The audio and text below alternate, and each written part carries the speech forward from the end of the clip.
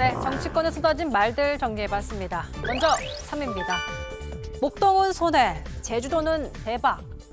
8억 원에 판 목동 아파트가 26억 원까지 올라가는 속쓰린 사연을 공개했던 원희룡 국토교통부 장관 후보자. 그런데 제주지사 당선 직후에 산 제주도 집값이 2배 이상 올랐다는 보도가 나왔습니다. 한겨레에 따르면 2014년 7억 원대에 샀던 단독주택이 현재 15억 원 안팎에 거래되고 있다는 건데요. 원 후보자가 제주지사일 때 제주도청이 주택부지를 개발이 제한된 자연 녹지에서 개발이 가능한 자연 취락지구로 지정했다는 겁니다. 이에 대해서 원 후보자 측은 제주지사 기간 동안 실거주했던 집값 상승에 대해서는 말하기 어렵다는 입장입니다. 이 보시죠. 18일부터 거리두기 전면 해제. 사회적 거리두기가 다음 주 월요일부터 전면 해제됩니다. 2년여 만인데요. 영업시간 제한 없이 다중시설을 이용할 수 있고 사적 모임 인원수 제한도 풀립니다. 행사와 집회, 종교시설 인원 제한도 없어지지만 마스크는 계속 써야 합니다. 방역당국은 2주 동안 상황을 지켜본 후에 실외 마스크에 대해서는 착용 여부를 결정하겠다고 했습니다. 관련된 얘기를 썰전라이브 인터뷰에서 전해드리겠습니다. 마지막으로 1위 보시죠. 인수위원장 임무 끝까지 완수. 안철수 대통령직 인수위원회 위원장이 보이콧 하루 만에 복귀했습니다. 공동정부 정신이 훼손될 만한 일이 있었습니다만 다시 국민들께 실망을 끼쳐드리는 일은 없어야 한다는데 인식을 같이 했습니다. 윤석열 당선인과 안철수 위원장의 갈등 봉합으로 국민의힘과 국민의당 합당도 속도가 날 것으로 보이는데요. 합당의 쟁점이었던 국민의당 채무 등 17억 원에 대해서는 국민의힘에서 부담하기로 했습니다. 여러분이 빅한 오늘의 썰 무엇인가요?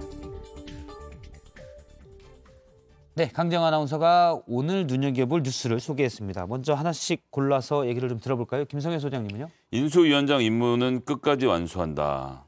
이러면서 지금 공동정부 정신이 훼손될 만한 일은 있었는데 실망 끼쳐드리는 일 없어야 한다는 생각에 인식을 같이 했다라고 하는데요. 예. 공동정부는 말 그대로 행정부를 같이 구성을 하는 것입니다. 그러니까 이거는 안철수 위원장이 만족하고 만족하지 않고의 문제가 아닙니다. 그러니까 예. 안철수 위원장이 잘못 생각하고 계시는 건데요. 안철수 위원장만 보고 윤석열 당선자에게 투표를 한 수많은 국민들이 있습니다. 그 사람들이 생각했던 내각, 행정부의 모습이 지금 저 내각과 행정부의 모습일까요? 예. 그럼 그것이 되지 않았다고 하면 그것에 대해서만큼은 우리 안철수 위원장이 지금보다 훨씬 더 강한 어조로 비판하고 이야기하시고 이것은 그러니까 안철수의 권리를 찾는 게 아니라 안철수를 보고 안철수의 가치에 투표한 사람들의 권리가 관철될 수 있도록 내각 구성을 했었어야 하는데 그렇게 못한 것은 아주 좀 잘못하신 것 같습니다. 내각 구성이 안철수 위원장의 뭐 조언이나 추천에 한 명도 안 들어갔다면 이게 무슨 공동정부냐.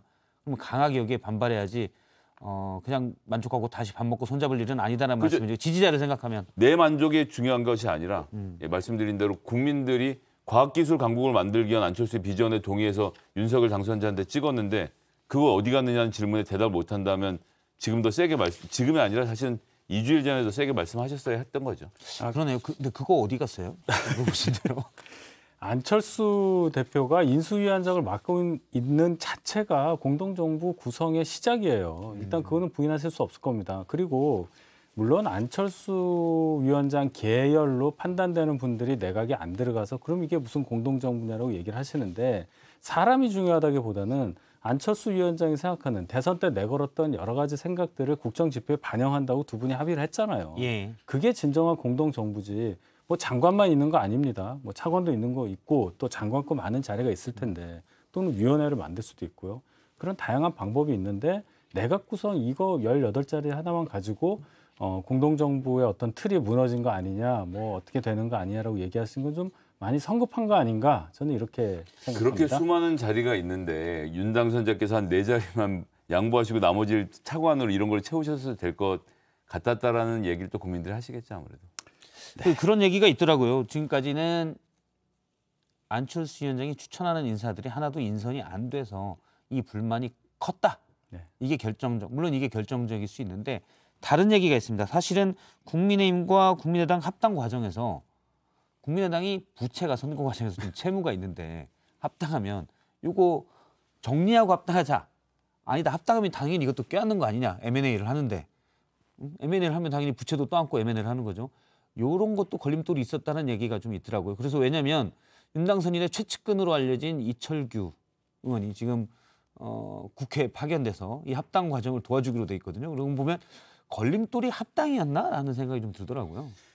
뭐 지금 17억 원으로 나와 있어서 전 액수는 그냥 네. 보도를 보고 알았습니다만, 근데 이 부채의 근원은 제가 알고 있습니다. 안철수 대표가 당에 빌려준 돈이거든요. 그렇죠. 예, 대부분이 전액인지 대부분인지 모르겠지만 지난번에 선거를 개시할 때 하던 때 돈이 없는데 갑자기 네이버 등에 막 계약을 하시길래 어떻게 하냐고 여쭤봤더니 당직자께서 그런 말씀하시더라고요. 그 당대표께서 빌려준 돈이다. 제가 정확히 하는데 예. 당대표께서라기보다는 당대표 측에서가 정확할 겁니다. 아마. 아, 그렇군요. 예. 어쨌든 이 돈은 그러니까 국민의당으로 들어간 돈이 아니라 사실은 건너가서 말씀대로 하면 이제 당대표의 측에서 가져가는 돈이 되겠군요. 이제 예. 근데 이런 문제가 설마 합당의 걸림돌이 됐을까? 안철수 대표가 그보다 훨씬 더 인격이 크신 분이라고 저는 생각하겠습니다. 예.